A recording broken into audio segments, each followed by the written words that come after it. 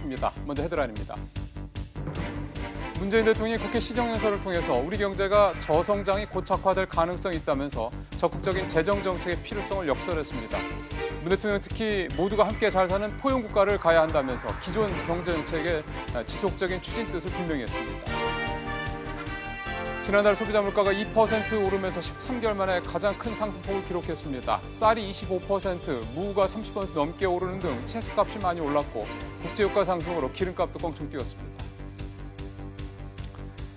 문재인 대통령이 국회 시정연설에서 포용이라는 단어를 18번이나 사용할 정도로 포용적 성장에 대한 중요성을 거듭 강조했습니다.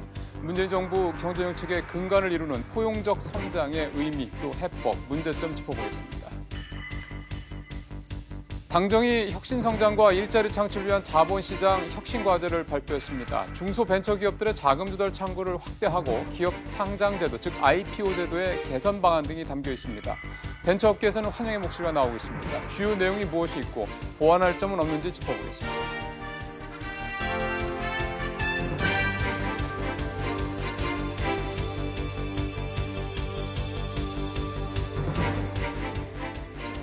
첫 소식은 문재인 대통령 시정연설 소식부터 전해드리겠습니다. 오늘 국회에서 내년 예산안 관련돼서 문재인 대통령이 시정연설을 했습니다. 우리 경제의 저성장, 고착화에 대한 우려를 표명을 했고 그래서 적극적인 재정 운영이 필요하다고 강조했습니다. 이대종 기자입니다. 문재인 대통령은 우리 경제의 대내외 여건이 좋지 못하다고 평가했습니다. 무역 분쟁과 미국의 금리 인상 등으로 대외 악재가 쌓여 있고 우리 경제 성장률도 제자리 걸음이라고 진단했습니다. 우리는 작년에 3%대의 경제 성장을 달성했지만 올해 다시 2%대로 되돌아갔습니다. 열해 전부터 시작된 2%대 저성장이 고착화될 가능성이 높습니다. 문 대통령은 해법으로 적극적인 재정 운영의 필요성을 강조했습니다. 일자리 예산을 올해보다 22% 증가한 23조 5천억 원 배정했습니다. 일자리는 국민 한 사람 한 사람이 인간다운 삶을 살기 위한 출발점입니다. 논란이 많았던 소득주도 성장에 대해서도 일관된 입장을 나타냈습니다. 근로장려금은 소득주도 성장에 기여하고 포용국가로 나아가기 위한 핵심 정책입니다. 근로장려금 예산을 올해 1조 2천억 원에서 3조 8천억 원으로 대폭 확대했습니다. 정부는 내년도 예산을 올해보다 9.7% 늘린 470조 5천억 원으로 책정했습니다. 2009년 이후 가장 큰 폭으로 증가한 예산안입니다. 국감을 마무리한 여야는 내년도 예산안 심사에 돌입했습니다. SBS CNBC 이대종입니다. 요즘 배추값, 무값 많이 올랐습니다. 쌀값 많이 올랐다는 얘기는 여러 차례 전해드렸는데요. 이렇게 신선식품 가격들, 또 생활물 가격들이 많이 올랐고 또 기름값이 많이 오르다 보니까 지난달 물가가 지난해보다 2%가 올라서 13개월 만에 가장 큰 상승폭을 기록했습니다. 장가희 기자입니다. 대형마트 신선식품 코너를 찾는 고객들은 부쩍 오른 채소 가격에 선뜻 손이 가지 않는다며 저렴한 물건만 찾는다고 말합니다. 힘들죠. 올라갔고 물가가 올라서 힘들죠. 서민들은 힘들어. 배추를 사서 김치를 담그기보단 상대적으로 저렴한 포장김치를 찾는 사람도 적지 않습니다. 포장김치들 요즘에 젊은 사람들은 많이 사다 먹지. 네, 10kg씩. 마트 한켠에는 이처럼 절약형이나 대용량 제품을 따로 판매하는 코너가 마련되어 있는데요. 그만큼 소비자들의 발길도 꾸준히 이어지고 있습니다. 통계청에 따르면 지난달 소비자 물가 지수는 지난해 같은 달과 비교해 2% 올랐습니다. 13개월 만에 가장 많이 올랐는데 석유류, 농산물 가격 상승이 원인으로 지목됩니다. 특히 파, 무, 고춧가루 등 겨울철 김장 준비에 필요한 채소 가격 상승이 두드러졌습니다. 여기에 쌀, 휘발유, 생필품 등 일상과 밀접한 품목 가격이 많이 올라 가계 부담은 갈수록 커지고 있습니다. SBS CNBC 장가입니다. 정부의 지난 9.13 부동산 대책의 효과가 계속해서 영향을 발휘하고 있는 분위기가 나타나고 있습니다. 서울의 아파트값 하락세가 확대되고 있기 때문인데요. 취재기자 연결합니다. 윤선영 기자. 네, 보도국입니다. 집값 하락 지역이 더 늘어났다고요? 그렇습니다. 지난주 강남 3구 집값이 하락 전환한 데 이어서 용산과 동작구 집값도 떨어지며 하락 지역이 확산되는 모습입니다. 한국감정원에 따르면 서울 아파트값은 이번 주까지 8주 연속 오름폭이 둔화됐습니다. 서울시의 통합개발 호재로 집값이 크게 올랐던 용산구가 이번 주 0.02% 하락했는데요. 용산구 집값이 하락한 건 3년 10개월 만입니다.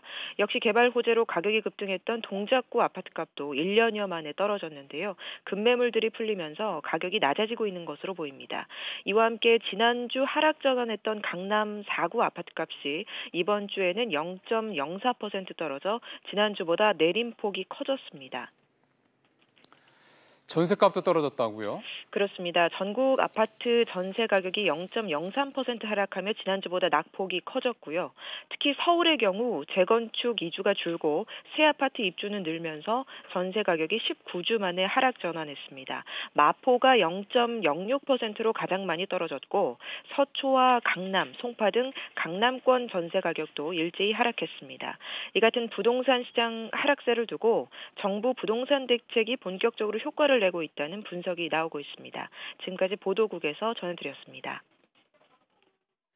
내년 서울시 예산이 나왔는데 역시 역대 최대 규모로 편성이 됐습니다. 특히 복지 예산이 크게 늘었다고 합니다.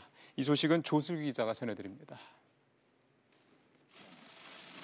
서울시가 편성한 내년도 예산은 올해보다 12.5% 3조 9천억 원 늘어난 35조 7,800억 원으로 역대 최대 규모입니다.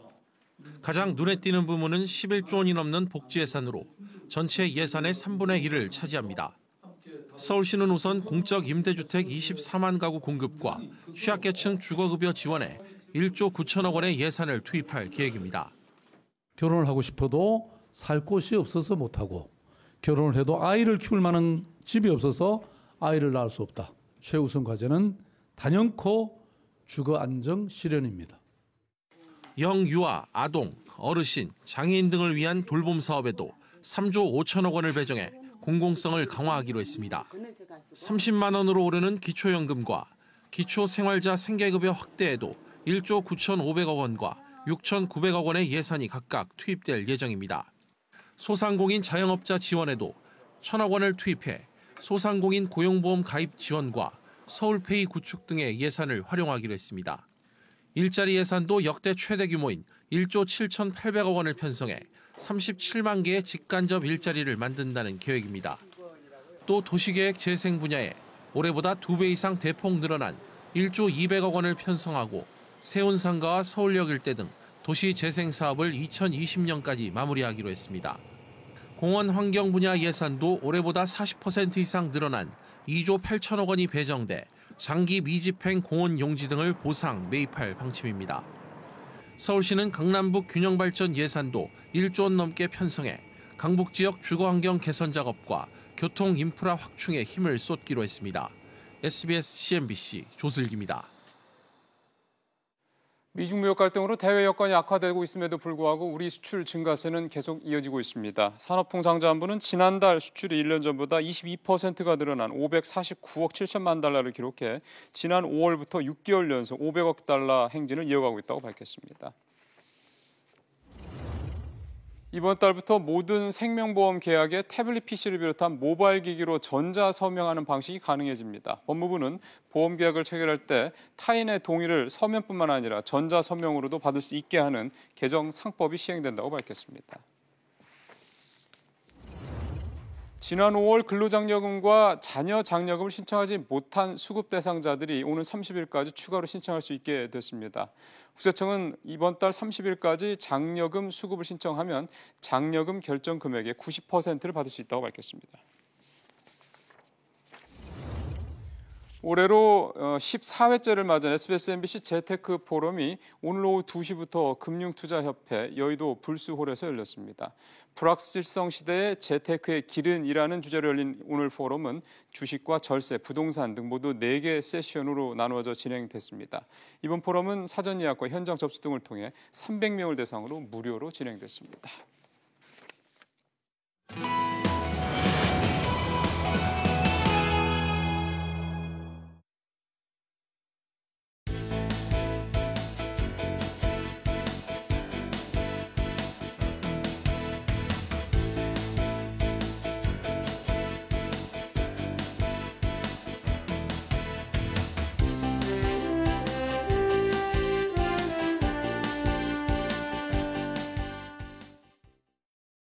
예, 오늘 집중 분석에서는 문재인 대통령의 시정연설 내용을 좀 집중적으로 분석을 해보도록 하겠습니다. 이번이 세 번째 시정연설이었는데요. 특히 오늘은 그 앞에 있었던 두 번의 시정연설에 비해서 조금 더 확실히 경제에 포커스가 더 맞춰졌다, 이런 평가도 나오고 있습니다. 오늘 도움 말씀을 위해서 이종훈 시사평론가 모셨습니다. 어서 오십시오. 네, 안녕하세요. 이 평론가님과 얘기를 좀 본격적으로 나누기에 앞서서 문재인 대통령의 시정연설 내용부터 좀 먼저 듣도록 하겠습니다. 포용적 사회, 포용적 성장, 포용적 번영, 포용적 민주주의에 이르기까지 배제하지 않는 포용이 우리 사회의 가치와 철학이 될 때 우리는 함께 잘 살게 될 것입니다. 예, 평론가님, 일단은 오늘 시정연설 전반적으로는 어떤 느낌이 좀 드시던가요? 네, 그러니까 뭐 정책 기조는 뭐 이제까지 계속 말씀해 오셨던 거 하고 네. 큰 차이가 없는 것 같습니다. 그렇죠. 그런데 약간 방점의 차이는 있었다. 어떤 면에서? 이렇게 생각을 하고요. 이제까지 분배 7, 성장 3 그런 정도로 말씀을 하셨다면 예. 오늘은 분배 6, 성장 4. 성장 쪽으로 조금 그러니까 반보 정도 갔다. 이동을 하셨다. 반반은 아니고. 예, 좀 생각을 하고요. 그러니까 역시 이제 뭐 소득주도 성장이라든가 이걸 이제 계속 강조를 하셨는데요. 예. 그럼에도 불구하고 오늘은 사실은 소득주도 성장이라는 표현보다는 포용적 성장이라는 표현을 훨씬 더 많이 말씀하셨어요. 그러게요. 예. 그러니까 소득주도 성장은 아시다시피 이제 기본이 이제 임금주도 성장이고 이게 ILO 국제노동기구 쪽에서 주장한 내용입니다. 반면에 이제 이 포용적 성장은 IMF 쪽 보고서가 그렇죠. 나온 그런 내용이거든요. 그래서 이쪽에 조금 더 성장의 방점이 더 찍혀 있습니다. 그런데 오늘 이제 그 말씀 내용을 보면 포용이라는 표현을 굉장히 많이 쓰셨어요. 18번 썼다고. 그리고 이제 포용적 성장을 굉장히 강조하고 예. 또 이제 소득주도 성장 못지않게 혁신 성장 이 말씀도 좀 하셨고요. 글쎄요. 그쪽에 대한 R&D 투자 그렇죠. 확대하는 내용도 말씀하셨고 그래서 그런 정도의 그러니까 약간 0점 조절이라 그럴까요? 예. 그런 정도는 있었던 것 같다. 이렇게 생각을 합니다. 그렇게 말씀하시니까 진짜 좀 지난번에 비해서는 이 소득주도 성장이라는 그 뭐 단어를 안 쓴 건 아니지만 그 네. 단어보다는 확실히 포용적 성장이라는 단어가 훨씬 더 많이 들렸던 그런 생각이 좀 드네요. 그렇습니다. 그래서 이게 보통 분들은 이걸 두 가지를 거의 똑같은 개념으로 이렇게 혼돈하시는 분이 있는데요. 그런데 제가 조금 전에 말씀드렸듯이 이 약간의 방점의 차이가 있다라고 하는 거, 그걸 좀 유념해서 보시면 그러니까 정부의 정책 기류의 어떤 변화 같은 거 그런 것들을 좀 정확하게 읽을 수 있지 않을까 이렇게 생각을 합니다. 오늘 문 대통령이 물은 웅덩이를 채우고 나서야 바다로 흘러가는 법이라고 이렇게 아주 얘기를 했어요. 네. 그래서 뭐 한간에서는 웅덩이론이 새로 나왔다 뭐 이런 얘기까지 나오는데 네, 그렇습니다. 이게 의미하는 바가 좀 있는 것 같습니다. 그러니까 조금 인내심을 갖고 정책 효과가 나올 때까지 기다려 주십시오라고 말씀을 하신 거다라고 저는 봅니다. 그러니까 소득주도 성장을 이제 추진하는 과정에서 이제 최저임금도 이제 급속히 인상을 했고요. 그렇죠. 또 이제 주 52시간제도 이제 뭐 물론 과거 정부에서 다 결정이 된 내용이긴 합니다만 그것도 이제 속도감 있게 이제 도입을 한 상태고, 예. 이제 그와 관련해서 지금 뭐 어찌됐건 일자리 창출 예산도 지금 많이 투입을 하고 있고, 공공부문 일자리도 좀 많이 늘리고 있고, 정규직의 비정규직의 정규직화도 지금 빠른 속도로 추진 중이고, 글쎄요. 그런데 그 효과가 나오려면 좀 시간이 걸립니다라고 말씀을 하신 거고요. 뭐 이 부분은 장하성 실장이 또 그동안 이야기해온 바가 있지 않습니까? 연말 정도면 효과가 좀 나올 것 같다. 이렇게 이제 이야기를 하기도 했는데. 모르겠습니다. 연말 정도까지 효과가 나올지 안 나올지는 모르겠으나 어찌 됐건 예. 조금 더 기다려 주십시오라고 말씀을 하신 거다 이렇게 생각합니다. 그 경제 쪽과 관련해서 특히 이제 대통령이 직접 2%라고 하는 수치를 또 얘기한 것도 사실은 조금 오늘 회자가 좀 되더군요. 네, 그렇습니다. 그러니까 문재인 대통령이 너무 이 경제관념이 좀 부족하신 거 아니냐라는 얘기들을 전문가들이 많이 해요. 특히 경제 전문가들이. 왜냐하면 문재인 대통령이 사업을 해보신 적도 없으시고 또 경제 정책을 본격적으로 다뤄보신 적도 없으신 그렇죠. 그런 이제 분이시란 말이죠. 변호사 출신이고 하니까 역시 좀 경제 쪽이 좀 약한 거 아니냐. 그러다 보니 자연스럽게 경제에 대해서도 조금 무관심한 거 아니냐라고 하는 이제 그런 한간의 얘기들이 이제 많이 돌았는데요. 너무 이제 남북 문제만 치중하는 게 이런 지적이 있었죠. 그래서 이제 오늘은 이제 굳이 이제 수치도 좀 들어가시면서 좀 디테일하게 말씀을 좀 하려고 애를 쓰셨던 거 아닌가 이렇게 생각합니다. 사실은 이 2% 의미가 중요한 게 지금 이제 내년 성장률 얘기가 이제 본격적으로 나오는 걸 들어보면 올해보다도 더 떨어질 것 같다는 얘기가 많아서요. 말씀 나온 김에 대통령 오늘 시정연설에서 2% 성장 관련된 내용 저희가 좀 그 육성을 준비한 게 있어서 한번 들어보시고 2% 얘기 조금만 더 해보겠습니다. 우리는 작년에 3%대의 경제 성장을 달성했지만 올해 다시 2%대로 되돌아갔습니다. 열해 전부터 시작된 2%대 저성장이 고착화될 가능성이 높습니다. 2%대라고는 사실 우리 잠재 성장률하고 뭐 아주 크게 차이가 나는 건 아니기 때문에 2% 성장한다고 갑자기 무슨 대한민국 경제가 엄청난 위기에 처하는 건 아니다 이렇게 보시는 분도 계시긴 합니다. 근데 어쨌든 2%라는 게 우리가 굉장히 낯선 성장률이라는 건 분명해서 그리고 오늘 대통령 말씀 중에 조금 더 방점시킬 수가 있는 게 고착화라는 단어를 쓰더라고요. 네. 그러니까 이렇게까지 굳이 얘기한 이유가 있지 않을까 싶어서요. 그러니까 조금 장기화할 수 있다라고 그렇죠. 이제 전망을 이제 하신 거죠. 근데 사실은 뭐 그럴 가능성이 굉장히 좀 높은 그런 국면입니다. 아직은 2%에서도 지금 우리 성장률은 후반대입니다. 그죠? 2.5% 이상 거의 뭐 3.0%에 근접한 그런 수준을 유지하고 있는데 앞으로는 더 떨어질 거다라고 이제 보는 게 일반적인 관측입니다. 왜냐하면 그렇죠. 그러니까 선진국들의 이제 대략적인 그 성장률 지표를 보면 2% 전후에서 왔다 갔다 하는 그런 그 모습들을 이제 보여왔고 우리도 이제 사실은 고도 성장기를 거쳐서 이제 선진국에 이제 진입하고 있는 그런 이제 단계이기 때문에 성장률이 둔화할 거다라는 얘기는 이미 한 20년 전부터 나온 얘기입니다. 사실은. 그리고 궁극적으로 하는 2%대로 뭐 고착화될 가능성이 높다라는 이제 그런 시각도 예전부터 있었던 거고요. 그렇죠. 다만 이제 지금의 문제는 뭐냐면 요즘의 문제는 주요 선진국들 특히 미국 같은 경우에는 성장률이 우리보다 오히려 더 높은 상황. 보기 드문 그런 환경이 벌어지고 있고 일본 이웃 나라 일본도 뭐 나름 고성장률을 이제 기록하고 있는데 그러니까 주요 선진국들이 이렇게 성장하는 속에서 우리만 좀 정체되다 보니 이거 상대적으로 이거 문제가 있는 거 아니냐라고 하는 이제 지적을 좀 하는 이제 그런 이제 상황인 거고요. 그러니까 그런 부분에 대해서 이제 인정할 건 인정해야 한다라고 좀 생각을 하신 것 같아요. 저는 그 부분은 오히려 뭐 솔직하게 말씀하신 게 좀 좋다고 생각합니다. 그래서 2%대를 이제 기준으로 삼고 그것으로부터 이제 앞으로 더 이제 추가로 어떻게 성장할 것인가에 대해서 이야기를 하는 게 사실은 좀 더 건설적이다라고 맞습니다. 생각을 합니다. 그러니까 뭐 지금 경제 나쁘다고 뭐 백날 얘기하면 무슨 소용이 있습니까? 나쁜 거 다 아는데요, 국민들도. 근데 그래서 어떻게 하겠다느냐. 사실 이 강론에 대한 국민들의 사실 관심과 기대가 거기에 있는 건데 사실 그동안에 정부가 보였던 이런 것들을 보면은 어쩌면은 좀 장기적이고 뭔가 비전을 이렇게 제시한다기보다는 그냥 단기적으로 급급한 불을 끄는데 치우친 그런 것들이 많아서요. 그 대통령이 오늘 이렇게 대놓고 2% 얘기, 저성장 얘기, 물론 뭐 가능성이라고 이제 단서를 달긴 했으면 이렇게 얘기를 했다라는 거는 어쩌면 지금까지 오고 있는 우리 경제에 대한 우리 정부의 인식에도 좀 뭔가 변화가 생긴다고 볼 수 있지 않을까 이런 생각도 드네요. 네, 그렇습니다. 그래서 사실은 뭐 현실을 부인하는 것보다는 정책 당국은 냉엄하게 좀 인식을 하고 그 위에서 이제 정책을 이제 만들어 가는 게 굉장히 중요하다라고 보고요. 그런 점에서 뭐 이런 그 현실 인식은 매우 중요하다라고 저는 봅니다.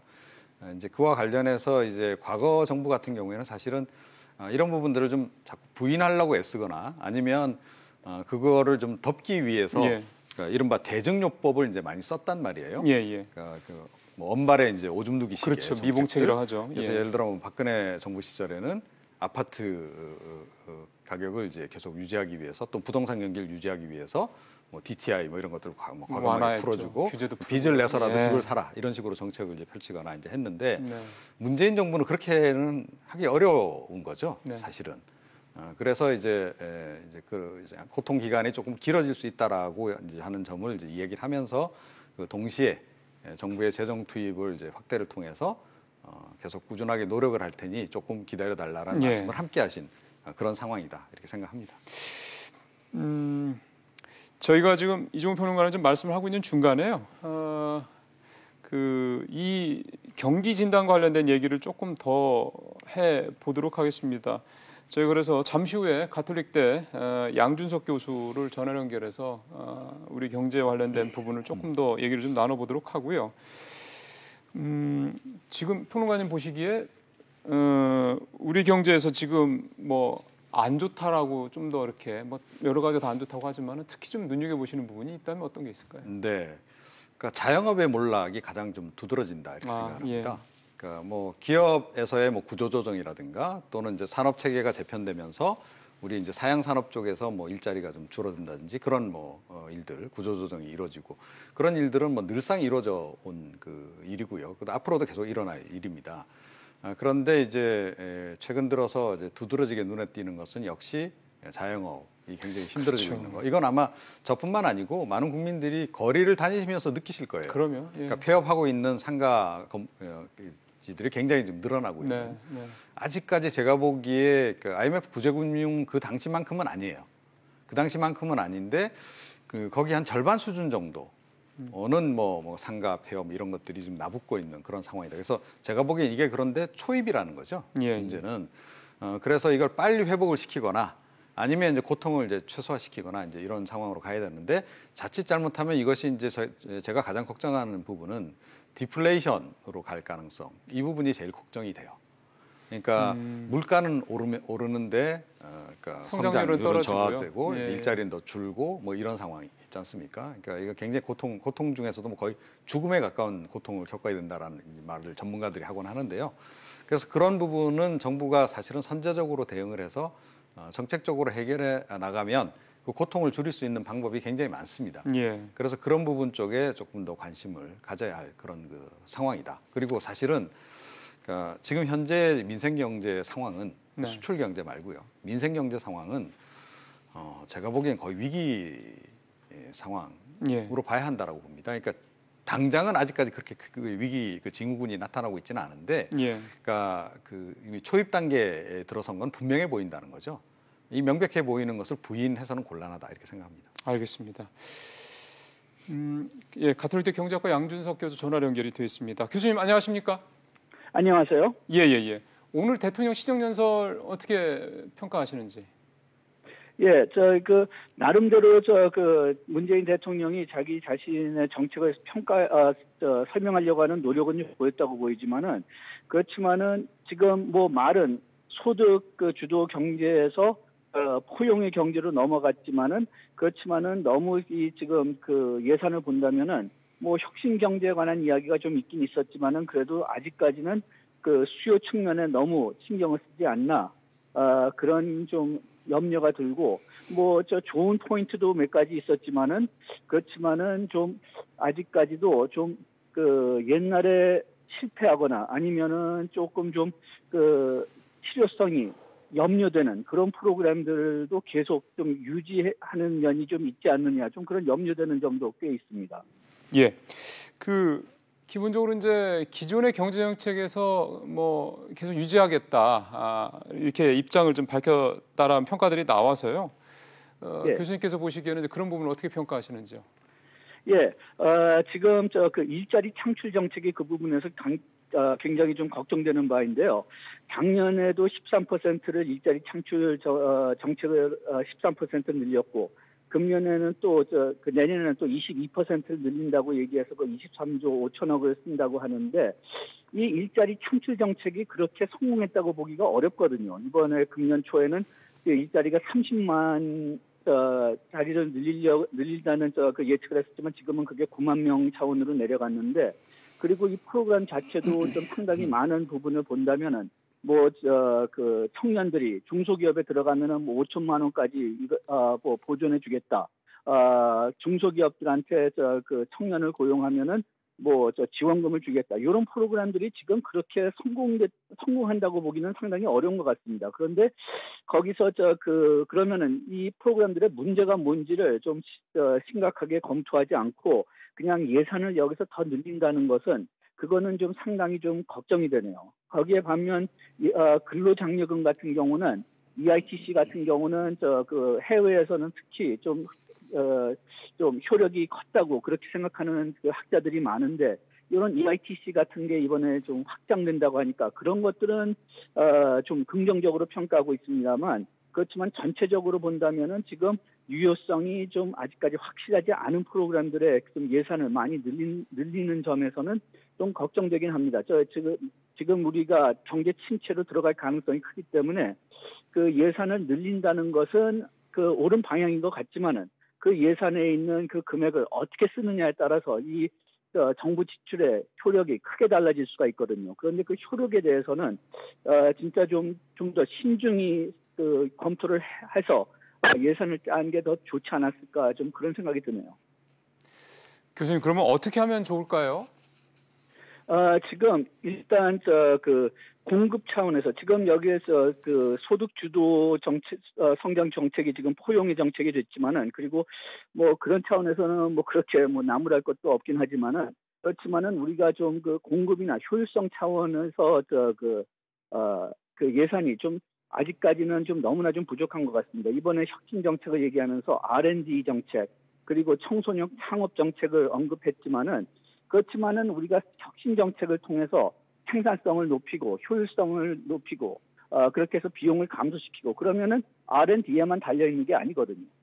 그리고 또 우리 경제가 노동시장 경직성이 굉장히 심하다고 알려져 있는데 우리가 이렇게 소득 정책을 강화시키는 것, 이렇게 사회적 보호망을 강화시키는 이유 중에 하나는 그 노동시장의 유연성을 제고하려고 하는 겁니다. 그러니까 노동시장 유연성, 그 구조조정 때문에 노동자들이 해고된다면은 그 사람들이 완전히 그냥 궁지에 몰리지 않게 정부가 사회적 보호망을 가지고 이런 사람들이 일단은 먹고 살 수 있게 그리고 또 새로운 직장을 구하려고 교육이나 훈련을 받는 것을 지원하게 그렇게 지원해 주는 게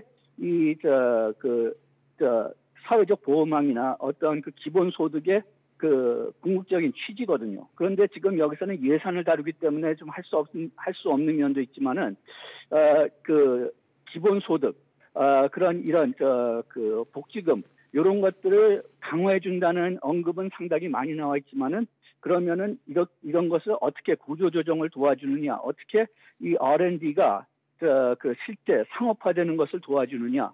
거기에 대한 언급은 별로 없습니다. 또 구조조정을 어떻게 하는지, 노동시장의 유연성을 어떻게 도와주는지 이런 것도 거의 언급이 되지 않기 때문에 그렇기 때문에 수요 차원에서의 정책은 뭐 계속 많이 나오고 있지만은 공급 차원의 정책은 아직도 좀 예산 차원에서든지 정책 차원에서든지 좀 미비하다, 좀 그렇게 생각을 합니다.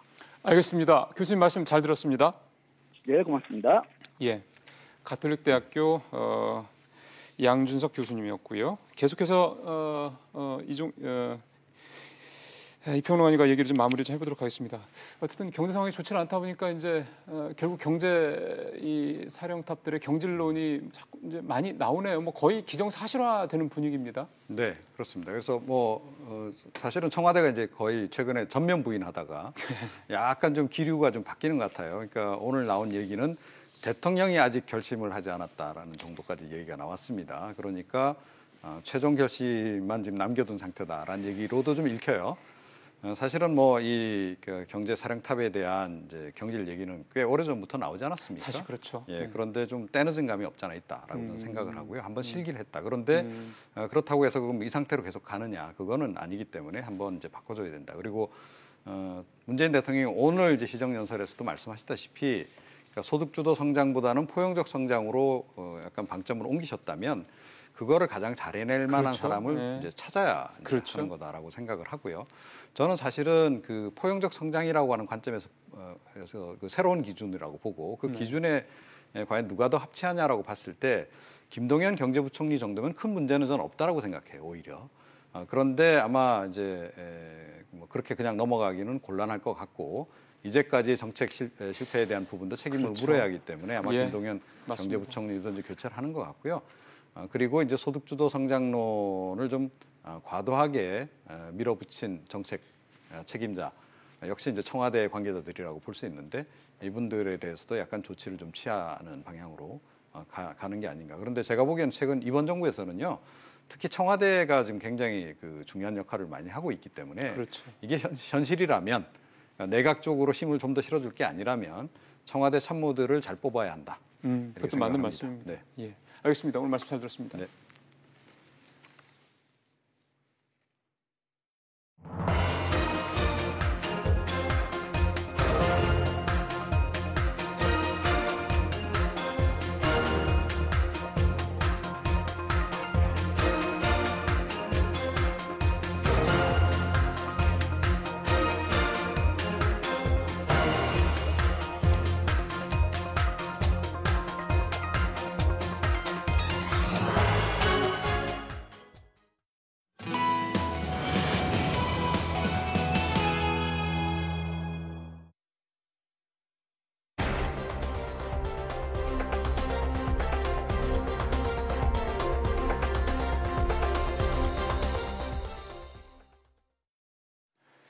예, 오늘 한국경제연구원에서 다른 주요국들, G7 국가들과의 고용률이 다 상승하는 가운데 우리나라만 정체돼 있다라는 그런 분석을 다룬 보고서가 나왔습니다. 한국경제연구원 직접 연결해서 내용 좀 자세히 들어보고요. 그 이유 좀 들어보겠습니다. 한국경제연구원 홍성일 경제정책팀장 전화 연결됐습니다. 팀장님 안녕하십니까? 네, 안녕하세요. 예, 우리가 전체 OECD 국가 중에서도 이 고용률이 27위 정도밖에 안 됐다고요? 네네. 예, OECD 전체로 보면은 전년 대비 0.7%포인트 상승한 68.3% 상승했는데요. 네. 우리는 66.6%로 제자리 걸음을 하고 있습니다. 다른 나라들 같은 경우는 어느 정도, 특히 지금 G7 국가들을 주로 비교를 하던데 어느 정도 수준입니까? 일본 같은 경우가 1.5%포인트 상승했고요. 미국은 0.6%포인트, 영국은 0.5%포인트 상승한 데 반해서 저희는 제자리 걸음을 한 걸로 나타났습니다. 연구원에서 이제 그거에 대한 원인 분석을 하셨을 텐데 어떻게 나오던가요? 고용률이 한 가지 원인 때문에 된 것 같지는 않아요. 저희가 보기에는 한 3가지 정도 있는 것 같습니다. 인구 구조 요인, 그다음에 산업의 구조 조정, 그다음에 정책주 효과 이렇게 3가지로 보고 있는데요. 우리나라 그 고령층 고용률이 2위로 높기는 하지만 30%에 불과합니다. 네. 근데 3, 40대는 한 70% 정도 되거든요. 근데 다른 나라에 비교해 보면 OECD 중에서 29위입니다.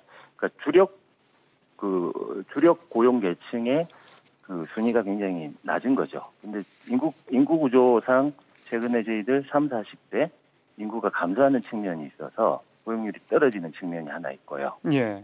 두 번째는 결국 이제 산업 구조적인 측면인데 전체적으로 경기가 그렇게 썩 좋지도 썩 나쁘지도 않은데 편차가 좀 있는 것 같아요. 그러니까 고용 창출 효과가 상대적으로 작은 반도체, 화학 이런 쪽들은 실적이 괜찮은데 고용 창출 효과가 큰 조선이나 자동차는 상당히 어렵거든요. 그게 이제 고용률 제자리 걸음하는 데 영향을 많이 미친 것 같고요. 마지막으로는 이제 정책 문제가 또 조금 있는 것 같습니다. 최근에 이제 고용 관련 정책들이 기업이나 이제 우리 사회가 이제 수용하기에는 약간 그것보다 좀 빠른 속도로 추진되다 보니까 고용에 대한 그 고용 비용 부담이 좀 커진 게 있지 않나 이렇게 생각합니다. 예, 우리나라가 1인당 GDP 3만 달러 진입을 이제 앞두고 있는데 다른 주요국들이 이 3만 달러 진입할 당시에 기록했던 평균 고용률에 우리가 못 미친다고 하더군요. 이걸 어떻게 해석을 하십니까? 그래서 이제 G7 7개 나라들이 이제 3만 달러 진입해서 당시의 고용률들을 일일이 한번 찾아봤습니다. 한 20년 전에 진입한 나라도 있고 10여 년 전에 진입한 나라도 있는데 그걸 평균을 해봤더니 67.7%더라고요. 네. 올해 이제 우리나라가 2006년에 2만 달러 진입한 이후에 이제 12년, 13년 만에 3만 달러 진입을 하는데 저희는 1.1%포인트 좀 낮은 수준이거든요. 네.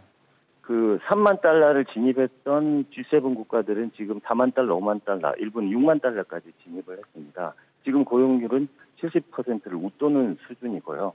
우리가 이제 가계소득 증대하고 하려면은 저희들 고용률을 지금보다 상당히 높여야 된다. 이런 생각입니다. 네.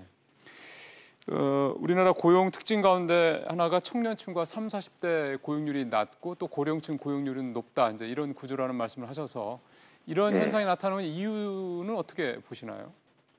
연령대로 보면 우리나라 20대가 그 청년이라고 하는데 청년 고용률이 좀 많이 낮습니다. 근데 그건 아마 한국 사회가 가지는 특이점이 있는 것 같아요. 첫째 군대 문제가 있어가지고 그 고용 시장에 진입하는 시기 자체가 다른 나라보다는 조금 늦고요. 그다음에 대학 진학률이 저희가 많이 떨어졌습니다만 17년 기준으로 보면 68%입니다. 그래서 대학 진학까지 마치고 청년층들이 고용시장에 들어가는 시기 자체가 늦기 때문에 청년 고용률이 좀 낮은 편이고요. 주력 고용 계층이라고 하시는 30대, 40대, 50대가 이제 고용이 좀 많이 일어나야 되는데 이쪽은 아무래도 그 신규 고용을 하는데 고용 비용이 증가한 부분들이 좀 있어서 기업이나 이런 쪽에서 채용을 조금 부담스러워하는 측면이 작용한 거 아닌가 하고요. 반면에 이제 60대 이상 고령층에서는 고용이 좀 많이 늘어나고 있는데 그거는 예전보다는 이제 그 평균 수명이 좀 늘어나고 근데 갖고 있는 자산이나 이런 것들은 아직 그렇게 준비가 좀 덜 돼 있고 이래서 예전보다는 은퇴 시기를 고령층들이 좀 뒤로 물리다 보니까 고령층의 고용률이 높은 거 아닌가 생각합니다. 예, 앞서 이제 우리보다 먼저 3만 달러를 넘어간 나라들 얘기를 좀 해주셔서 그런데 고용률이 이제 그 나라들도 아마 정체되는 상황들을 아마 겪었을 것 같은데요. 그 당시에 그 나라들은 어떻게 이 고용률 문제를 극복을 했는지 그거 좀 설명을 좀 부탁드리겠습니다. 그 뭐 7개국을 저희가 다 보지는 못했는데 네네네. 고용률은 이제 소득이 올라감에 따라 고용률이 올라가는 게 이제 정관계가 있더라고요. 예. 그러니까 지금 뭐 공통적으로 이제 저희가 지적하고 싶은 거는 일자리의 형태가 좀 일자리 형태를 좀 다양화시켜 가지고 고용률도 높이고 소득도 증가시킨 거 아닌가 이렇게 분석을 하고 있습니다. 무슨 말씀이냐면 예전 같은 경우 9to6의 정규화된 일자리가 뭐 주요 대부분이었다면 그런 이제 선진국 같은 경우에는 보면 파트타임이나 기간제나 다양한 형태의 일자리가 굉장히 많은 것 같아요. 그러니까 우리나라에 또 뭐 이런 여러 가지 형태의 일자리가 좀 많이 생길 수 있도록 그런 방향으로 해야 되지 않을까 이렇게 생각합니다. 알겠습니다. 팀장님 오늘 말씀 잘 들었습니다. 네, 감사합니다. 예, 지금까지 한국경제연구원 홍성일 경제정책팀장과 얘기를 나눠봤습니다.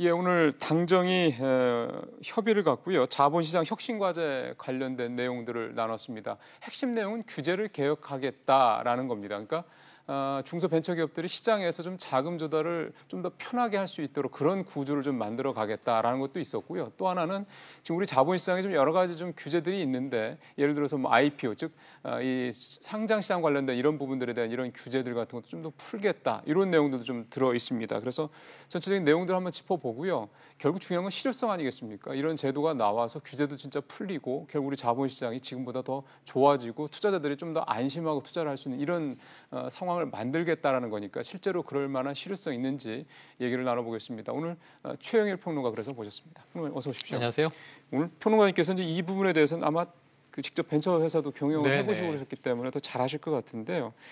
오늘 내용 중에서 소액 공모 얘기부터 먼저 좀 해보죠. 이게 네. 현재 10억인데 이거를 30억으로 그다음에 100억 이렇게 100억까지. 그러니까 늘리기도 하고 이원화시키고 이렇게 얘기를 맞습니다. 하는데 이게 사실 저희 같은 사람들이 봤을 때는 그래 늘리는 건 알겠어. 근데 네. 그게 무슨 의미야라는 생각이 들거든요. 네, 그러니까 쉽게 말씀드리면 우선 배경이 있습니다. 이게 부동산 대책 때 이미 나왔던 배경인데요. 국토교통부의 김현미 장관이 예. 1,100조의 유동자금이 투자할 곳이 없어서 떠돌고 있다 보니 부동산 시장으로 몰려서 예. 과열되고 있는 것이다. 그래서 이 자금을 좀 분산시켜야 되는데 기업 투자로 가지 않고 자꾸 부동산 시장으로 몰린다.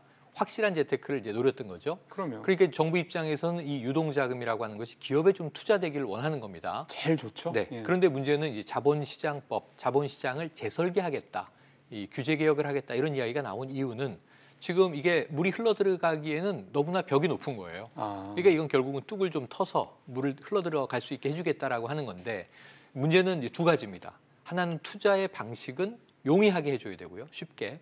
또 하나는 흘러들어가는 물의 양은 좀 늘려줘야 되는 겁니다. 근데 지금까지는 이게 사모펀드라고 하는 게 사실은 과거에 저도 이제 그때 CEO로 활동했습니다만 90년대 말 2000년대 초에 나쁜 의미로의 어떤 작업들이 굉장히 많이 있었어요. 그리고 우리가 뭐 지금도 돌이켜 보면은 당시에 뭐 검사장 같은 분은 4억의 주식을 친구에게 뺏었는데 나중에 이게 10년 후에 120억대 있고 그렇지 않습니까? 그 유명 게임 회사 얘기죠? 맞습니다. 예. 바로 그 회사 얘기인데요.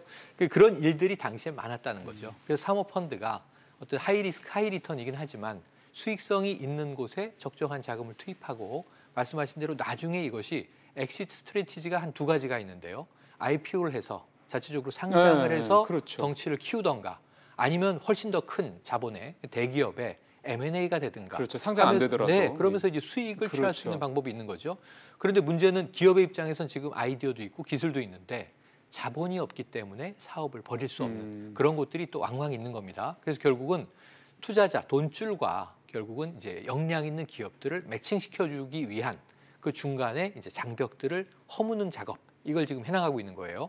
그런데 이 사실 10억 원이면 아주 소규모 벤처가 아니면 10억으로 뭔가 일을 벌이긴 쉽지가 않습니다. 그러면 예, 거기는 뭐 이 기술 개발 비용, 제품화 비용, 또 생산 비용, 제조 비용, 유통 플러스 마케팅 비용까지 생각하면 요즘에 영화 한 편 제작하고 영화 한 편 흥행시키는데 마케팅 비용이 얼마 들어가나요? 1,000억 정도 들어가죠, 통상. 그렇게 많이 들어가요. 블록버스터 정도 되려면요. 예. 100억 정도면 요즘에는 독립 영화는 아니지만 중소규모 영화로 분류합니다. 그 정도로요? 예, 그러니까 영화 한 편이 1,000억 원 정도가 필요하다. 그렇다면 회사 하나를 만드는데 10억은 너무 미미한 그러네요. 자금이고 예. 한 100억 정도 내외는 돼야 스타트업 컴퍼니에게도 의미가 있을 것이다. 근데 여기 또 중요한 게요. 스타트업 컴퍼니만이 아니라 지금은 창업으로부터 7년 이내의 기업만 투자가 가능했었어요. 근데 이걸 풀어버리는 겁니다. 일반 중소 중견 기업도 가능하다. 그 회사의 연혁이 10년이든 20년이든 이슈만 있으면 투자 자금을 끌어모을 수 있다. 그래서 이제 기업에 대한 제한도 풀어주는 거고요. 금액은 풀어준다고 볼 수는 없지만 지금 10억 원 규모에서 100억 원 규모까지로 생각을 해보면 한 10배 이상 더 규모를 키워줄 수 있는 지금 이제 그릇을 재설계한 아이디어가 이번에 방안으로 도출이 된 겁니다. 그러면은 그전에는 이 사모펀드라는 것들이 있어도 그 사모펀드로부터의 자금을 이렇게 받기가 여러 가지로 벽이 높았는데 그런 것들이 좀 풀리는 거고 또 그 규모도 10억 원에서 뭐 최대 100억까지 늘어난다 이런 말씀인데 근데 사모펀드만 얘기해 놓고 봤을 때 사모펀드 자체는 사실은 약간 그들만의 리그 맞습니다. 아닙니까? 그러니까 사모펀드라는 자체가 사모에 반대는 공모인 거죠. 그러니까 우리가 일반적으로 펀드 드는 게 공모펀드잖아요. 그렇죠. 가장 큰 공모펀드는 IPO를 비롯해서 말씀하신 대로 그 전에 공모펀드로 이제 채권을 발행하는 건데 사모펀드는 폐쇄적이고 그렇죠. 훨씬 더 채권 발행이 용이하고 약속도 이명 계약이 가능하고 심지어는 이제 아는 사람만 모여서 투자할 수도 있습니다. 그러니까 지금 이제 이 50명 미만까지 3호로 봐주겠다는 거거든요. 그러니까 투자자가 49명까지 들어와도 3호로 이제 펀드를 운영할 수 있게 되니까 채권 발행할 수 있게 되니까 기업 입장에서는 상당히 좀 편의성과 유연성이 높아지는 겁니다. 그런 측면에서 이 사모펀드에 대한 인정을 상당히 완화했다 이렇게 볼 수 있는 거고요. 또 하나는 뭐가 있냐면 청약을 한 사람만 50명이 돼도 사모 인정이 어려웠는데 이제 확실하게 투자한 사람이 49명까지면은 이게 이제 의미 있게 사모펀드로 인정해주겠다라고 하는 거니까 기업 입장에서는 이제 사모라고 하는 게 공모에 비해서는 이 금액이 크진 않아요. 하지만 굉장히 좀 단기로 빠르게 이 자금을 좀 흡수할 수 있는 텐션이 굉장히 좋아졌다. 이렇게 볼 수 있기 때문에 기업 입장에서는 제가 보기엔 이게 좀 이 투자 인베스터들을 IR하는 역량 있는 기업이라면 아이템이 좀 섹시한 기업이라면 얼마든지 어필 포인트를 잡아서 자금 시장에서 자금을 조달하기에는 많이 좀 완화됐고 용이한 그런 측면이 있어 보입니다.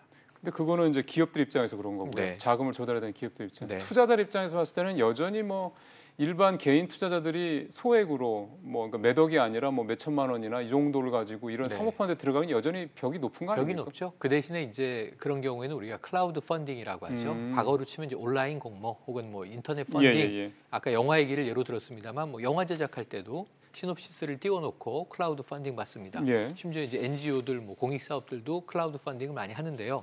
일반 기업들도 클라우드 펀딩을 이용할 수 있게 됐다. 근데 클라우드 펀딩이 이게 금액이 7억 원으로 제한이 돼 있었어요. 그런데 이번에 15억 원까지 풀어줍니다.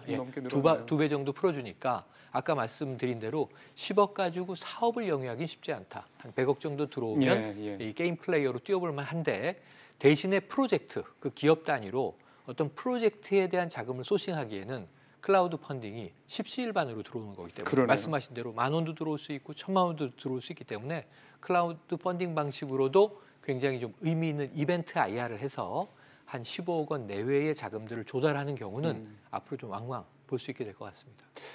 크라우드 펀딩 같은 경우는 아무래도 사모펀드보다는 조금 더 작은 업체들이 이용하기가 쉽기 때문에 작은 업체지만 조금 이 이벤트 성향이나 대중들이 관심 있어 할 만한 그러니까 어찌 보면 이게 사업으로서의 가능성도 있지만 또 공익성도 같이 그렇죠. 있거나 공유경제 모델 같은 데서 벤처들이 많이 쓸 것으로 보여집니다. 예. 이제 마지막으로 이제 이런 대책들 쭉 나왔는데 말씀하신 걸 들어보니까 여러 가지로 이제 그동안보다는 좀 나아진 것 같다는 생각이 드는데 이게 정말로 정부에서 아까 말씀하신 원하던 시동 유동자금, 부동자금들이 이 자본시장 쪽으로 좀 갈 수 있는 소위 말하는 이제 마중물이 될 수 있을까 하는 부분인데 이 사이에 또 하나가 제가 좀 눈여겨본 것은 증권사의 자율성을 강화한다. IPO를 위한 이제 작업들도 그렇고요. 이게 무슨 의미냐면은 사실은 이게 컨틴전시 시어리라고 하는데 돈이 막 떠다닙니다. 투자할 곳을 찾습니다. 근데 정작 투자할 곳이 마땅히 안 보이죠.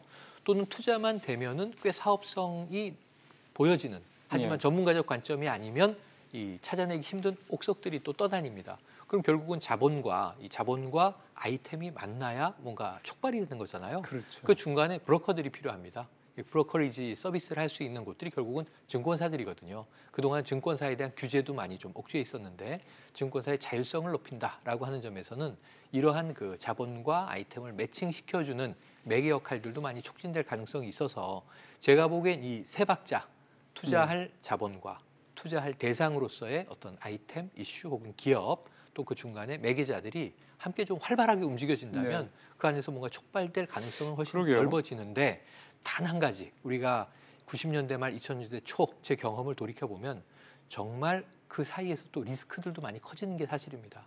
예를 들어 저는 그런 생각이 들어요. 지금 그 말씀하시니까 드는 생각이 이 기업이 정말 기업 가정을 가지고 양심을 걸고 정말로 그 기업을 키우려고 하는 그런 사람들이 만드는 회사인지 사실 그거를 그 재무적인 수치나 이런 것만 가지고 일반 투자자들이 수치만 가지고는 어렵습니다. 그래서 그러니까 특히 소위 말하는 먹튀에 대한 걱정인데요. 맞습니다. 그래서 스타트업 초기에는요. 가장 중요한 게 그 창업주, CEO에 대한 인성 검증이 50% 이상이다. 이렇게 얘기를 하거든요. 예를 들면 지금 우리가 전혀 뭐 경제와는 상관없는 일이지만 IT에서 꽤 성공했다고 얘기된 양모 회장이 엉뚱한 일을 벌여가지고 지금 이 세간이 깜짝깜짝 놀라고 있잖아요. 그런 인성을 가진 사람이 어떻게 저런 저 웹하드 업체 1, 2위를 다퉜을까 이런 고민을 하게 되는데 정말 초기 투자의 노하우들이 있는 인베스터들과 또 증권사들이 우리나라에서도 벤처 역사가 이제 90년대 후반부터 만들어졌으니까 코스닥이 이제 98년에 만들어졌잖아요. 그럼 벌써 지금 20년 된 거거든요. 그러니까 그 노하우를 가지고 우리가 옥석을 가리는데 조금 더 이제 흥미롭게 접근을 해본다면 지금 이제 우리가 뭐 알다시피 코스피 시장이 있고요. 코스닥 시장이 있고요. 과거에 코스닥 시장이 한번 열풍이 불었을 때는 그걸로 다 수용이 안 돼서 장외 시장, 제3시장 이러한 것들도 만들어졌던 시절이 있다는 것을 우리가 복기해보고 실수는 반복하지 않되 조금 더 규제를 개혁하기 위한 건데 또다시 역규제로 돌아가서는 안 되겠지만 그럼에도 불구하고 부작용을 최소화하면서 순기능을 할 수 있도록 함께 참여하고 노력하는 것은 필요해 보입니다. 그러면 그런 미꾸라지들 성공 사례가 나와지면 잘 흘러가게 됩니다. 그런 미꾸라지들 때문에 피해를 보는 그 투자자뿐만이 아니라 전체 시장 자체에 물을 흐리는 거지 않습니까? 맞습니다. 예, 알겠습니다. 표현의 말씀 잘 들었습니다. 고맙습니다.